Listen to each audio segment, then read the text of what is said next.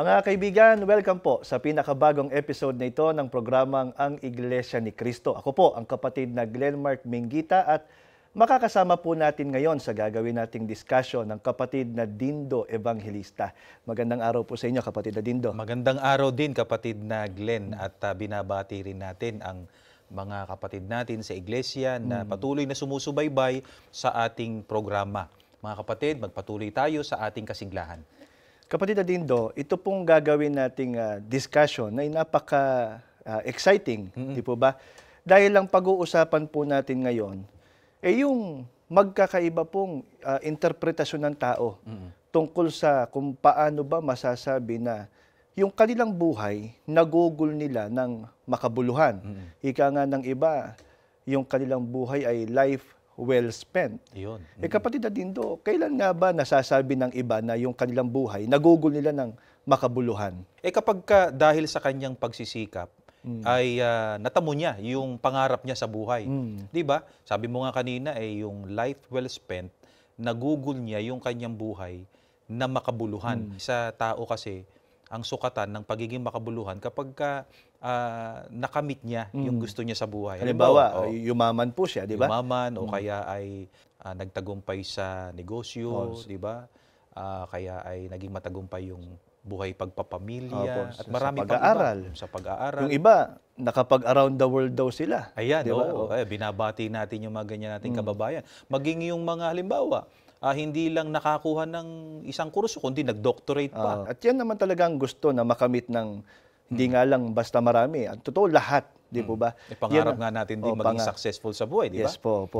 Pero hindi masama yan, kapatid na Glenn, sapagkat may buting idudulot yan sa buhay ng tao. Pero kapatid na Dindo, kapag ba nakamit na ng tao yung mga achievements po na yan, doon ba masasabi talaga ng tao na naging makabuluhan yung paggamit niya ng kanyang buhay?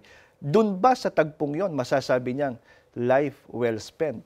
Pakinggan po ninyo, dito po sa Ecclesiastes, sa 2:4 hanggang 8, pakinggan po natin mga kaibigan. Gumawa ako ng mga dakilang bagay. Nagpagawa ako ng mga bahay at nagtanim ng mga ubas. Nagpagawa ako ng mga taniman at pinataniman ko ito ng sari-saring puno na namumunga. Nagpagawa ako ng mga imbakan ng tubig para patubigan ang mga pananim.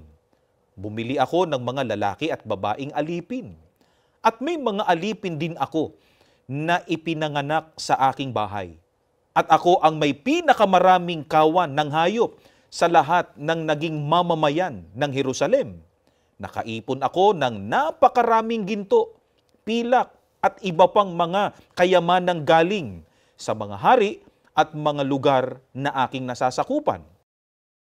Siguro, kapag tatanungin natin yung ating mga taga-subaybay, batay doon sa narinig natin, talagang kaiingitan nitong si Haring Solomon. Isipin mo, napakarami niyang achievements sa buhay. Di ba? Bukod sa siya'y hari, pagkahari, makapangyarihan, di ba? Sinusunod. Ikalawa, marami siyang na-accomplish sa buhay. Ano-ano po yung kapatid na Dindo? Sabi nga dito, nagpagawaan niya siya ng mga. Di ba? Ng mga bahay, nagpagawa ng mga taniman, nagpagawa ng imbakan ng tubig. At napansin mo, doon sa binasa natin, ang sabi niya, ako ang may pinakamaraming kawan ng hayop sa lahat ng naging mamamayan ng Jerusalem. Ano ibig sabihin nun? Siya ang pinaka-mayaman. Di ba? Hindi lang yun Meron pa pong binabanggit na naipon niya Oo, sabi dito, nakaipon ako ng napakaraming ginto. Napakarami. Ano pa? Pilak at iba pang mga kayamanan. Kaya kapag ang pag-uusapan pala, kapatid na Dindo, yung mga achievements, itong si Haring Solomon, credible na magsabi ng mga naging tagumpay niya. Di ba? Pero nung makita niya yung mga tagumpay niyang yon, ano yung naisip niya, ano yung napagtanto niya? May sinasabi si Haring Solomon at ganito ang ating mababasa. Pakinggan po ninyo, dito po sa Ecclesiastes, sa 2:11. Pero nang isipin kong mabuti ang lahat ng ginawa at pinaghirapan ko, naisip ko na walang kabuluhan ang lahat ng pinagsikapan ko rito sa mundo. Hindi niya itinuring na yung mga nakamit niya, di ba? Yung mga kayamanan na nagkaroon siya, sukatan o barometro ng pagiging life well spent. Bakit kaya niya nasabi yun, kapatid na Dindo? Kasi kung itutuloy natin, itong binabasa natin, may binabanggit uli siya dito sa kanyang pahayag, dito naman sa talatang 21. Pakinggan po natin, mga kaibigan. Dahil kahit magsikap ka gamit ang buo mong talino, isip at kakayahan, iiwan mo rin ang lahat ng pinaghirapan mo sa taong hindi naghirap para sa mga bagay na ito. Ito man ay wala ring kabuluhan at hindi makatarungan. Napansin po ba ninyo, mga kaibigan, dito sa pahayag ni Haring Solomon, yun anyang mga pinaghirapan ng tao, kanino din iiwan ng tao? Doon sa mga hindi naman naghirap noon, di ba? Kaya nga sabi ni Haring Solomon, ito man ay wala ring kabuluhan at hindi makatarungan. Kailan? Kapag ka dumating na sa tao, yung tinatawag na kamatayan. Sa makatwid, kapatid Nindo, nagkakaroon lang ng halaga yung mga bagay na nakamit ng tao. Halimbawa nga, yung kayamanan at yung iba't iba pang achievements niya sa buhay, kung siya namamalaging buhay. Kasi nagagamit niya. Nagagamit diba? niya, opo. Pero kapag ka dumating na yung kamatayan, sino makikinabang nun? Di yung susunod sa kanya, kung sino man yung maghahangad noon. Pero sa kanya, hindi pa rin hindi naman makapagliligtas sa kanya yun o sa tao para mailigtas sa kamatayan, di ba? Kahit naman mayaman namamatay din. Dumarating din ang kamatayan. Kaya hindi talaga, sabi mo nga kanina, hindi sukatan yun para masabi na yung mga kayamanang natamo at naipundar ng tao, yun ang magsisilbing patotoo na talagang naging makabuluhan yung kanyang buhay. Kapatid Dindo, nang magturo pong Panginoong Hesukristo, paano niya pinatunayan na hindi komo natamo ng tao yung kayamanan o yung iba't ibang achievements sa buhay na ito, naging makabuluhan na yung paggamit niya ng kanyang buhay. Pakinggan po ninyo, mga kaibigan, itong pahayag ng ating Panginoong Hesukristo. Nakasulat po dito sa Lucas sa 12, 16 hanggang 21. At pagkatapos ay isinaysay ni Jesus ang talinhagang ito. Ang bukirin ng isang mayaman ay umani ng sagana. Kaya't nasabi niya sa sarili, ano ang gagawin ko? Wala na akong paglagyan ng aking ani. Gigibain ko ang aking mga kamalig at magtatayo ako ng lalong mas malalaki. Doon ko ilalagay ang aking ani at ari-arian. At sasabihin ko sa aking sarili, ayan, marami na akong ari-arian. Hindi na ako kukulangin habang buhay. Kaya't mamamahinga na lang ako, kakain, iinom at magsasaya. Ngunit sinabi sa kanya ng Diyos, hangal, sa gabing ito'y babawian ka ng buhay. Kanino mapupunta ang mga bagay na inihanda mo? Ganyan ang sasapitin ng nagtitipon ng kayamanan para sa sarili, ngunit dukha naman sa paningin ng Diyos. Mga kaibigan, kapatid na Glenn, dito ay may binasa po tayo na isang mayaman na sagana sa buhay. At kung mapapansin mo, parang yung banggit ni Haring Solomon kanina, di ba? Na maraming achievements sa buhay. Marami rin siyang kayamanan. Sabi dito ay umani ng sagana, kaya wala na raw siyang, hindi na raw siya kukulangin sa buhay. At matindi yun. Matindi yung patotoo niyang yun para sa sarili niya at sa mga naging accomplishment niya. Pagkatapos daw po ng mga accomplishment niyang yun, ano daw po ang gagawin na niya? Napansin natin doon sa binasa niya, sabi niya, kaya't mamamahinga na lang ako, kakain, iinom, at magsasaya. Dito, kapatid na Glenn at mga kaibigan, mapapansin natin na talagang yun ang nagbigay sa kanya ng kasiyahan, yung mga achievements niya sa buhay.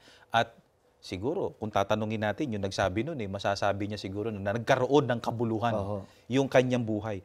Pero kapatid na Glenn, sinabi ba rito ng ating Panginoon Diyos na naging makabuluhan ang kanyang buhay? Hindi po, di ba? Kasi sabi sa atin dito sa ating binasa, ang sabi ng Diyos, hangal, sa gabing ito'y babawian ka ng buhay, kanino mapupunta ang mga bagay na inihanda mo? Dito, mapapansin natin, kapatid na Glenn, magkaiba sila ni Haring Solomon. Si Haring Solomon, bagaman binigyan niya ng credit yung kanyang paghihirap at yung kanyang mga pinuhunan, mga na-achieve sa buhay, pero hindi niya sinabing sapat yun para maging masaya siya. Kulang pa nga sa kanya yun eh. Diba? Meron pa siyang hindi nagagawa. Pero ito, sinabihan ng hangal. Bakit? Kasi para sa kanya, yun ang sukdulan. Natapos na ron. Natapos na ron yung buhay niya. Hindi na siya gagawa ng ano paman na dapat gawin ng tao. Mamaya ipapaliwanag natin yun sa ating mga kaibigan. Kung bakit tinawag na hangal. Oo, kundi ang para sa kanya, magpakasasa na lang doon sa mga bagay na kanyang na-achieve. Kapatid na Dindo, may magagawa ba ang kayamanan para ang tao maligtas sa kamatayan? Kasi yun ang nagpawalang halaga eh. Diba sabi nga natin kanina, nagkakaroon lang ng halaga yung mga bagay na nakamit ng tao kung siya'y mamamalaging buhay. Pero baka naman kasi yung kayamanan ng tao, makapagliligtas sa kanya sa kamatayan. Mga kaibigan, dito po sa awit sa 49, sa 7 hanggang 9, ay ganito ang sagot sa atin. Hindi kaya ng sino mang ang sarili ay matubos. Hindi kayang mabayar at tubusin sa kamay ng Diyos. Ang bayad sa kanyang buhay ay halagang sakdal taas. Gaano man ang halagang hawak niya'y hindi sapat upang siya ay mabuhay nang hindi na magwawakas. At sa labi ng libingan ay hindi na mapasadlak. Mga kaibigan, ito po ang katotohanan ng buhay. Na talagang darating po sa tao yung tinatawag na kamatayan. Na kamatayan. Sa pangyayari, kapatid na Dindo, yan naman talaga ang nakikita natin at ng mga nakasubaybay po sa atin, di ba? Hindi ko mo mayaman mamamalagi siyang buhay. Darating at darating pa rin yung kamatayan. Tama yun. Kung sa buhay pa lang, di ba, yung pagdating ng kamatayan, kapatid na Dindo, hindi kayang pigilan ng kayamanan na nakamit ng tao, sa ano pa lalong walang magagawa ang kayamanan? Pakinggan po ninyo mga kaibigan. At ganito po ang ating mababasa na nakasulat dito naman po sa Sefanyas, sa 1:14 hanggang 15 at 18. Ganito ang ating mababasa. Malapit na ang dakilang araw ni Yahweh at mabilis na dumarating, kapaitan ng dulot ng araw na iyon. Ang matapang ay mapapaiyak ng malakas. Iyon ay araw ng kapuotan, kaligaligan at pagdadalamhati, araw ng pagkasira at pagkawasak, araw ng kadiliman at kalungkutan, araw ng lagim at makapal na ulap. Hindi sila maililigtas ng kanilang salapi o ginto sa araw na yaon ng puot ni Yahweh. Matutupok sa apoy ng kanyang mapanibugong puot ang buong sanlibutan, sapagkat bigla niyang lilipulin ang lahat ng nananahan sa lupa. Narinig po ninyo mga kaibigan, kapatid na Glenn, ang sabi dito, hindi sila maililigtas ng kanilang salapi o ginto sa araw na yaon ng puot ng Panginoon. Kaya walang magagawa yung kayamanan. Gaano man yung kayamanang nakamit ng tao, kung sa kamatayan lang di ba? Wala nang magagawa yon, lalo pala pagdating ng araw ng paghuhukom. Tama. Kaya hindi ang tunay na magbibigay kabuluhan sa naging paggugol ng tao ng kanyang buhay, yung kanyang mga kayamanan. Dahil pagdating ng araw ng paghuhukom, wala namang magagawa yun Hindi siya maililigtas nito. Pero ang tanong, kapatid na Dindo, magtatagal pa ba yung araw ng paghuhukom? Hindi na, kapatid na Glenn, sapagkat ang sabi ng ating binasa, malapit na. At mabilis na dumarating. Kaya kapatid na Dindo, ang dapat palang matiyak ng tao ngayon, ang magawa niya yung talagang makabuluhan na paggugol niya ng kanyang buhay. Pero kapatid na Glenn, pinagpapauna natin sa ating mga kaibigan na hindi naman masama na pag-ukulan yung mga bagay sa daigdig na ito. Dahil utos din naman yun, di ba? Katulad nga ng pagtatamo ng kayamanan, sapagkat may buting idudulot yan sa buhay ng tao. Pero sabi mo nga kanina, merong mas dapat unahin ang tao na gawin para maging makabuluhan ang kanyang buhay. Baka po nag-iisip yung mga nakasubaybay po sa atin ngayon. Kung hindi lang pala doon sa pagkakamit ng mga kayamanan, magkakaroon ng kabuluhan yung paggamit ko ng buhay. Oo. Anong bilin ng Panginoong Yan, Hesukristo para magkaroon ng kabuluhan ng buhay ng tao? Ganito ang ating po mababasa, mga kaibigan, dito po sa Mateo, sa 16, at ang talata po ay 26. Sapagkat anong buti ang magagawa sa iyo? Tamuhin mo man ang lahat ng kayamanan at kapangyarihan at lahat ng nakasisiya sa laman na karanasan sa daigdig. Gayon may nasumpungan ang sarili mo na pinagbawalan sa langit at ipinadala ka sa iyong kahatulan sa impyerno. O tingnan mo sa ganitong paraan, kung bigla mong nasumpungan ang iyong sarili na kalagim-lagim na nagdurusa sa impyerno, gaano ka kahanda na iukol sa Diyos ang iyong sarili upang makamtan ang kanyang pagpapatawad at ang buhay na walang hanggan. Ayon sa ating Panginoong Sokristo, kailangan ang tao iukol niya ang kanyang sarili kanino? Sa Panginoong Diyos. At nang sa ganon ay makamtan-anya niya ang pagpapatawad ng Diyos at makapagtamo siya nung tinatawag na buhay na walang hanggan. Kapatid na Glenn, ito ang dapat na sundin at gawin ng tao. Kasi yung kayamanan, hindi magagamit para iligtas ang tao sa kamatayan. Hindi rin makapagliligtas ang tao pagdating ng araw ng paghuhukom, yung kayamanan. Ito ang dapat gawin. Kailangang iukol ng tao ang kanyang sarili kanino? Sa Diyos, sapagkat siya ang mapapatawad sa kasalanan. At ano pa tatamuhin niya? Buhay na walang hanggan. Buhay na walang hanggan. Diyan masasabi ng tao, kapatid na Dindo, yung life well spent. Yan. Kapag naiukol niya sa Panginoong Diyos ng kanyang sarili at magtatamo ng buhay na walang hanggan. Tama. Mamaya, yan ang pag-aralan naman po natin. Kaya mga kaibigan po namin, wag muna po kayong aalis, magbabalik pa po kami.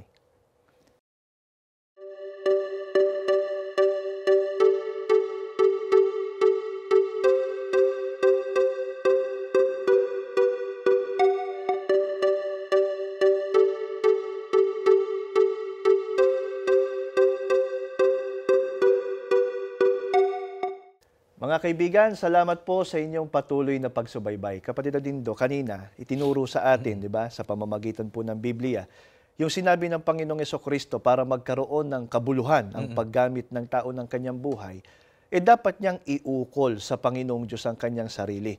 Kapatid Dindo, paano po magagawa ng tao na iukol niya ang kanyang sarili sa Panginoong Diyos? May sagot ang ating Panginoong Sokristo, nakasulat po dito sa Juan sa 6 at ang talata po ay 27. Magsigawa kayo hindi dahil sa pagkaing napapanis, kundi dahil sa pagkaing tumatagal sa buhay na walang hanggan na ibibigay sa inyo ng anak ng tao, sapagkat siyang tinatakan ng Ama sa makatwid bagay ang Diyos. Mga kaibigan, may bilin ang Panginoong Sokristo. Ang sabi niya rito, magsigawa kayo, hindi dahil sa pagkaing napapanis. Alin ba kapatid na Glenn, yung tinutukoy na pagkaing napapanis? Yan po yung mga bagay sa daigdig na ito na may hangganan, may kasiraan. Yan yung ginagawang batayan ng tao. At sinasabing kapag natamo niya yung mga material na bagay, nagiging makabuluhan yung kanyang Pero buhay. hindi yun dapat na maging priority pala ng tao, kapatid Dindo. Tama, kasi ang sabi rito ng Panginoong Sokristo, kundi dahil sa pagkaing tumatagal sa buhay na walang hanggan. Paano ba makakamit ng tao yung buhay na walang hanggan na yun? Ang sabi ng Panginoong Sokristo, ibibigay sa inyo ng anak ng tao. Sino po yun, kapatid Dindo? Ang ating Panginoong Sokristo. Sino po bang pagbibigyan ng ating Panginoong Hesukristo ng buhay na walang hanggan? Alamin na po natin agad, mga kaibigan. Ganito ang patuloy na pagtuturo ng Panginoong Sokristo. Nakasulat po dito sa Juan sa 10:27 hanggang 28. Nakikinig sa akin ang aking mga tupa. Nakikilala ko sila. At sumusunod sila sa akin. Binibigyan ko sila ng buhay na walang hanggan. At kailanmay di sila mapapahamak. Napansin ninyo, may binabanggit dito kapatid na Glenn na binibigyan ko sila, sabi ni Kristo, ng buhay na walang hanggan. Sino po yun? Sila anya yung mga sumusunod sa Kanya. Sila yung itinuturing na Kanyang mga tupa. Saan po naroon yung mga kinikilala ng Panginoong Jesucristo na Kanyang mga tupa na nakinig sa Kanya at sumunod sa Kanya? Kaya bibigyan ng buhay na walang hanggan. Pakinggan po ninyo mga kaibigan at ganito ang ating mababasa. Kanina, binasa natin yung 1 Gs 27 hanggang 28. Itaas lamang po natin sa mga talatang 7 at 9 ay ganito ang kanya pong pahayag. Pakinggan po natin. Kaya't muling nagsalita si Jesus, buong katotohanan ang sinasabi ko sa inyo. Ako ang pintuan ng kulungan ng mga tupa. Ako ang pintuan. Sino mang taong pumasok sa loob ng kawan sa pamamagitan ko ay maliligtas. Mga kaibigan, dapat po nating mapansin na yung binabanggit po dito na mga tupa nasa isang kulungan, na yun din yung kawan. Opo. Sila yung binabanggit kanina ng Panginoong Jesucristo na nakikilala niya sapagkat sinusunod siya at magkakaroon ng buhay na walang hanggan. Sa makatwid, pumasok sila sa kawan. Kasi ang problema doon sa iba, kapatid Dindo, ang laging sinasabi, ako po naniniwala naman ako kay Kristo . Oo. Ako po, kinikilala ko siya bilang pansarili kong tagapagligtas. Sapat na po yun para ako magtamo ng buhay na walang hanggan. Malinaw doon sa binasa natin . Hindi sapat yun sapagkat kailangang sumunod Ang sa ating utos, Panginoong Jesucristo. ang utos ng Panginoong Jesucristo. Kailangan ang tao nandun sa kawan. Pero alin ba yung kawan? Na doon dapat mapabilang, mapaloob ang tao para siya magtamo ng buhay na walang hanggan, para masabi niyang life well spent. Ayan, oo. Pakinggan po ninyo mga kaibigan, hindi po kami ang sasagot ng kapatid na Glenn, kundi Biblia pa rin. Nakasulat dito po sa Gawa, sa 20:28. Pakinggan po ninyo. Ingatan ninyo kung gayon ang inyong sarili at ang buong kawan. Narito'y hinirang kayo ng Espiritu Santo na mga katiwala upang pakanin ang iglesia ni Kristo na binili niya ng kanyang dugo. O mga kaibigan, ang kawan po na tinutukoy ay yung tinubos ng dugo ng ating Panginoong Jesucristo. Ito po ang iglesia ni Kristo. Kaya yung sinabi ng ating Panginoong Jesucristo kanina, kapatid na Glenn, na kailangan iukol ng tao ang kanyang sarili kanino? Sa Panginoong Diyos. Para mapatawad sa kasalanan. Ang mapapatawad po sa kasalanan. Yung tinubos niya. Opo. Alin po yung tinubos? Ang iglesia ni Kristo. Kaya dito po pinapapasok Oho. ng ating Panginoong Jesucristo ang tao doon sa kawan para magtamo ng buhay na walang hanggan. Doon po masasabi ng tao na yung kanyang buhay nagugol niya ng makabuluhan. Kapag sinunod niya ang ating Panginoong Jesucristo, magtatamo siya ng buhay na walang hanggan. Saan po ba tatamasahin ng tao na pumasok sa Iglesia ni Kristo yung buhay na walang hanggan? At ano pong magiging uri ng pamumuhay doon? Pakinggan po ninyo, mga kaibigan, ng pahayag po sa atin ng Biblia. Dito po sa Apokalipsis, sa 21:1 hanggang 4. At nakita ko ang isang bagong langit at ang isang bagong lupa, sapagkat ang unang langit at ang unang lupa ay naparam, at ang dagat ay wala na. At nakita ko ang bayang banal, ang bagong Jerusalem, na nananaog mula sa langit buhat sa Diyos, na nahahandang gaya ng isang babaeng kasintahan na nagagayakang talaga sa kanyang asawa. At narinig ko ang isang malakas na tinig na mula sa luklukan, na nagsasabi, narito ang tabernakulo ng Diyos ay nasa mga tao, at siya'y mananahan sa kanila. At sila'y magiging mga bayan niya, at ang Diyos din ay isa sa kanila, at magiging Diyos nila. At papahirin niya ang bawat luha sa kanilang mga mata, at hindi na magkakaroon ng kamatayan, hindi na magkakaroon pa ng dalamhati, o ng pananambitan man, o ng hirap pa man. Ang mga bagay ng una ay naparam na. Mga kaibigan, doon sa bayang banal, masasabi natin na kapag ang tao naroroon, naging makabuluhan yung paggugol niya ng kanyang buhay, yung pag-uukol niya ng kanyang sarili sa Diyos, sapagkat yung mga bagay, kapatid na Glenn, na nagpawalang kabuluhan sa lahat ng mga bagay na ipinundar ng tao nung siya'y nabubuhay pa, doon wala na. Alin po yun? Tulad ng kamatayan, wala nang kamatayan doon. Tulad ng mga bagabag na nagpapaluha sa tao, nagbibigay ng hapis, Doon wala na. Sana mapansin po yan ng ating mga taga-subaybay, kapatid Adindo. Kasi sa buhay, sa daigdig po na ito, gaano man karaming kayamanan, gaano ka man naging katalino, Oo. gaano ka man naging successful, lahat ng yun may kaakibat pa rin may hapis, Totoo yun. 'di ba? May kaligaligan, Oo, 'di ba? oo. May kabagabagan. Tama. Pero doon pala sa bayang banal, wala na pong lahat yun. Wala na yun. Iyan yung perpektong buhay at pamumuhay. Kaya nga, ang dapat magawa ng tao, ngayon pa lang, di po ba, magugol niya ng makabuluhan yung kanyang buhay. Kasi, alam niyo kapatid Adindo, yun nga isang naging interpretasyon ng iba na naging makabuluhan yung kanilang buhay. Yung nakapag-travel sila around the world Oo. di ba? Pero nakapag-travel ka nga around the world. Oo. Nakarating ka sa iba't ibang lugar, Oo. sa daigdig.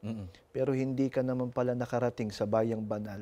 Lahat pala ng yun, wala rin. Po? Tama. Oo. Kaya mga kaibigan po namin, sana po pinakinabangan po ninyo itong ginawa namin pag-aaral at sana ito ang maging dahilan para bumuo kayo ng isang matibay na pagpapasya na gugulin po ninyo ang inyong buhay ng makabuluhan. Magawa po ninyo yung utos ng ating Panginoong Hesukristo sa ikapagtatamo ng buhay na walang hanggan. Kaya iniimbitahan po namin kayo, di ba kapatid Adindo, na makinig po sa mga aral na sinasampalatayanan sa loob ng Iglesia ni Cristo sa ganitong mga palatuntunan sa INC TV. Maging ang mga official website po ng Iglesia ni Cristo na doon ay mababasa po ninyo yung mga aral na amin pong sinasampalatayanan sa loob ng Iglesia ni Cristo. Malaya rin po kayong dumalo. Naanyayahan natin sila sa ating mga pagsamba. Kanariyan po yung aming mga kapatid na marahil ay kakilala po ninyo, baka nga po mahal ninyo sa buhay, ay willing po na samahan kayo sa pagdalo ninyo sa aming mga pagsamba. Salamat po sa inyong naging pagsubaybay. Bago lamang po tayo magtapos, samahan po ninyo kami sa isang panalangin.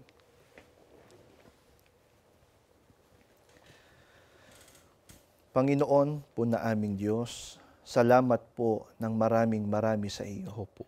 Muling ginamit na mabisang kasangkapan ng programang ito upang makarating sa marami pang mga tao ang iyo pong mga kalooban. Amen. Itinuro po sa amin sa pagkakataong ito kung paano magkakaroon ng kabuluhan ang paggugol namin ng aming buhay. Opo. Kung magagawa po namin ang bagay na maghahatid sa amin sa ikapagtatamo ng buhay na walang hanggan Opo. at ng kaligtasan pagdating ng araw ng paghuhukom. Amen. Ito sanang magawa ng mga kaibigan at ng aming mga kababayan Amen. na naabot ng palatuntunang ito. Opo. Makasama namin sila sa loob ng tunay na iglesia. Amen. Makasama naming maglilingkod sa iyo. Makakasama namin sa pagtatamo ng pangakong kaligtasan. Amen. Magalang po naming pakiusap ang lahat sa pangalan po ng Panginoong Hesukristo. Amen. Amen.